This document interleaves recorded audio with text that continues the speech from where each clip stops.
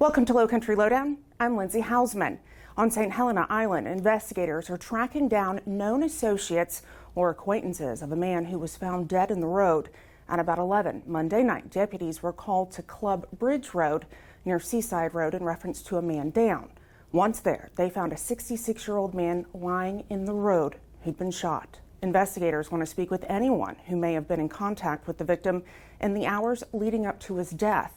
Anyone with information is asked to call Master Sergeant Malfris at 843-255-3233 or Crime Stoppers of the Lowcountry at 843-554-1111 if wishing to remain anonymous.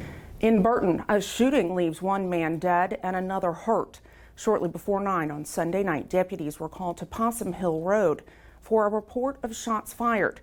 Once there, witnesses reported seeing a brown or tan SUV-style vehicle drive by a home while shooting at it. On its second pass, the person inside the home returned fire. No one inside the home was hurt. About 30 minutes later, two men showed up at Beaufort Memorial Hospital with gunshot wounds. The vehicle they were driving, a gold SUV. Both men are 29 years old and residents of Burton. One was shot in the arm while the other died from his injuries.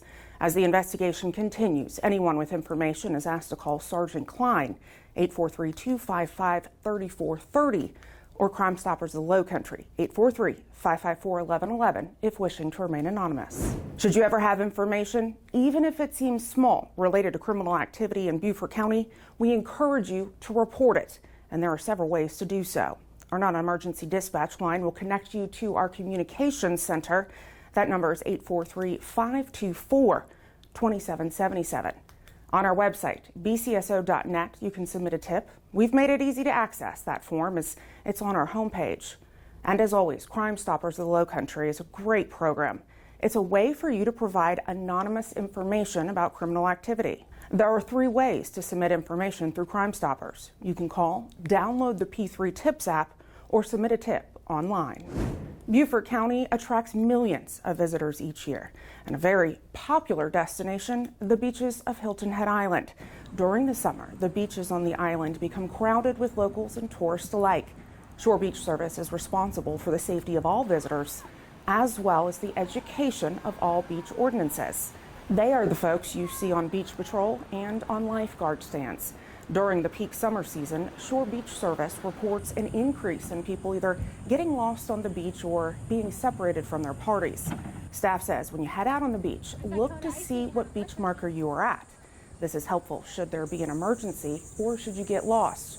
Also, immediately find a lifeguard or someone on beach patrol when you need help. The best thing that I can tell people to do is if you do get lost, find a lifeguard right away. Don't keep wandering. Just see one of our lifeguards, and they're all under the red umbrellas and the high chairs, and we also have beach attendants that are under gray and blue umbrellas on the beach. Let them know. We can all talk to each other, and then hopefully if you've lost somebody, you do the same, and then we communicate and get you back real quick. If people know the beach where they are, they know the name of it, like for example, we're at Caligny Beach, you've got Dreesen Beach Park, but there's also the beach marker signs. Almost anywhere you walk on the beach, you're going to see a sign that says, for emergency, call 911. You are at marker number, and it gives a number. If you can, if you let your kids know that that's the marker that they're at, again, if they tell the lifeguard, I'm lost, I'm at this number, I should be at this number, we can help you get back a lot more quickly. Shore Beach Service provides a lot of great information on its website, specifically when it comes to beach markers, rules, and general safety tips. Visit shorebeach.com to learn more. As we're in the heat of the summer, here's a friendly reminder when it comes to protecting your pets.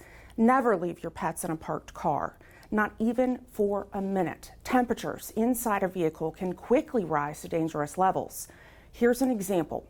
On a day when it's 85 degrees, even with the windows cracked, the inside of the vehicle can reach 102 degrees within 10 minutes. Also, watch the humidity. Animals pant to evaporate moisture in their lungs, which takes heat away from their body. If the humidity is too high, they are not able to cool themselves down, which then leads to their temperature skyrocketing. Make sure to limit exercise on hot days. Early mornings or evening hours is best. And remember, asphalt gets very hot and can burn your pet's paws quickly. Provide plenty of shade and fresh, cold water while your pet is outside, and allow your pet plenty of inside time to cool down. Should you ever see a pet in distress because of the heat, please call our non-emergency dispatch line at 843-524-2777 to report it. A deputy will respond, and if necessary, Animal Control Services will be contacted. A traffic alert to pass along. On Thursday and Friday, there will be lane closures and flagging operations at WK Alston Drive and Robert Smalls International Academy. You're asked to be aware of the crews and equipment in the area. Delays are expected. Of course, construction is dependent on the weather. This week, our agency is hosting its first ever Junior Deputy Academy. The brainchild of two school resource officers back in 2010, plans were put on hold due to the pandemic. However, this year, we're excited to say it's come to fruition. More than 50 elementary school students from across the county are participating. This week, students are learning about our agency and the different divisions, sections, and units. On Monday, the kids ran the physical agility course, similar to the one all officers are required to complete. They also toured a patrol vehicle, which is basically a mobile office for deputies. On Tuesday, the kids learned about the importance of evidence preservation. They worked a mock crime scene, kid-friendly of course, and even learned how to do fingerprinting.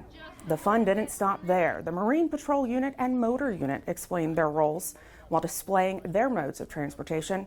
And members of the Sheriff's Office, K-9 Unit, and Bloodhound Tracking Team were on hand and introduced our four-legged deputies. Got a lot of energy, but it's, positive energy, and they've been doing a real good job of paying attention and taking in what's been we've been providing for them this week. We want to continue to reach our youth, and we continue to be a positive influence on our youth. So this is part of that youth building and rapport building that we want to do with our youth and show law enforcement in a positive light. Today, our junior deputies toured our emergency management division, which included our emergency operations center, communication center, and traffic management. They also toured our forensic services laboratory. The Junior Deputy Academy wraps up on Friday with graduation and field day fun. Last call for those interested in participating in our Citizens Police Academy. We still have several spots available for classes, both south and north of the Broad. The Citizens Police Academy is a free 9-week program. Participants meet once a week to learn about our agency's many divisions, sections, and units. Classes start the last week of August. To learn more and sign up, head to our website, bcso.net. Under the Resources tab, you'll find the Citizens Police Academy. And if you have something you'd like to know more about or see covered here on Lowcountry Lowdown, feel free to email me at lindsay.hausman@bcgov.net. And of course, as always, I encourage you to follow us on all of our digital and social media platforms. It's a great way for you to stay in the know and engaged with us. Thanks for watching this week's episode. We'll see you next week. Stay safe.